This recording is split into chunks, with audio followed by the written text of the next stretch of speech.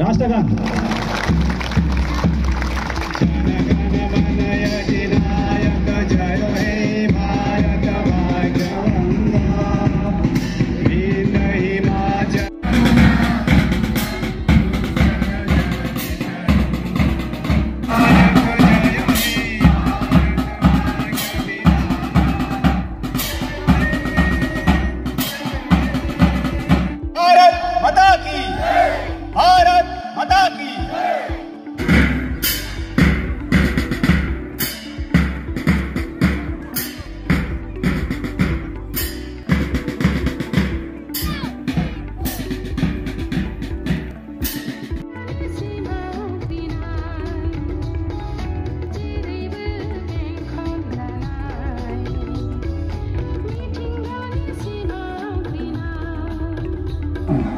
আমার এই বেটিয়ার অঞ্চলকাল বিভিন্ন জাতি জনগোষ্ঠী থাকা এই অঞ্চলখন আমার ডক্টর হেমন্ত বিশ্ব শৰ্মা সৰ্বকালৰ মুখ্যমন্ত্ৰী ডাঙৰীয়াই সকলোকে আমাৰ কেন্দ্ৰীয় ফিল্ডত প্ৰত্যেক বছৰৰ নিচিনা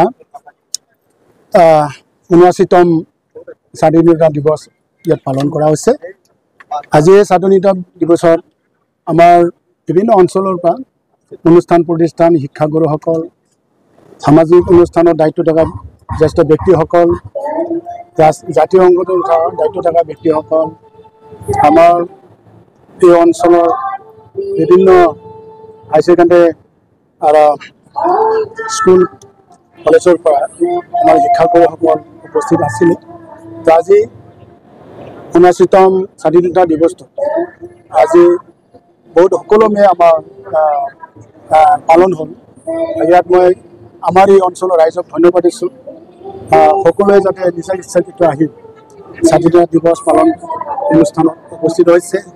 তো আমি সকলোৱে জানে যে আমাৰ ২০০ বছৰ ইংৰাজৰ শাসনৰ পৰা আমাৰ দেশখন মুক্ত কৰি যোৱা বীৰসকলৰ শ্বহীদসকলক আমি সন্মান জনাব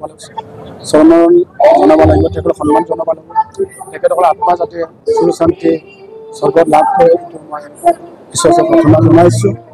আৰু তেখেতসকলৰ যি সপোন আছে আমাৰ শ্বহীদসকলক আমাৰ ভাৰতবৰ্ষলৈ আমাৰ এই অঞ্চলৰ ৰাইজৰ হৈ তেখেতলোকৰ সপোনটো আমি জীয়াই থকা মানুহে আমি বাস্তৱ ৰূপায়ণ কৰিব লাগিব। সেয়ে আজি স্বাধীনতা দিৱস সকলোকে মই অনুৰোধ ৰাখিছোঁ যে আমাৰ দেশখনত আগবাঢ়ি নিয়া যাম, সকলোৱে যাতে নিজৰ নিজৰ দায়িত্ব যি আছে দায়িত্ব লৈ পালন কৰাৰ কাৰণে সকলোকে অনুৰোধ ৰাখিছোঁ। আমাৰ দেশ গণতন্ত্ৰৰ দেশ, কিন্তু স্বাধীনতাৰ প্ৰকৃত অৰ্থ তেতিয়াহে পূৰ্ণ হ'ব। মই ভাবোঁ সকলোৱে নিজৰ নিজৰ যি দায়িত্বত থাকি যি দায়িত্ব লৈ কাম কৰি আছে, নিজৰ জীৱিকা লৈ, কোনোবা শিক্ষাগুৰু হয়, কোনোবা চাকৰিয়াল হয়, মানে নিজৰ নিজৰ দায়িত্ব।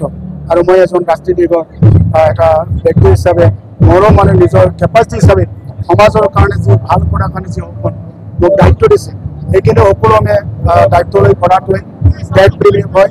মই তেতিয়াই মই ভাবোঁ যে আমাৰ ২০০ বছৰৰ ইংৰাজৰ শাসনৰ পৰা আমাৰ বীৰ শ্বহীদসকলে আমাক এই সমাজখন আমাৰ দেশখন মুক্ত কৰিব, সেই সপোনটো আমি তেতিয়াহে বাস্তৱ ৰূপায়ণ কৰিম।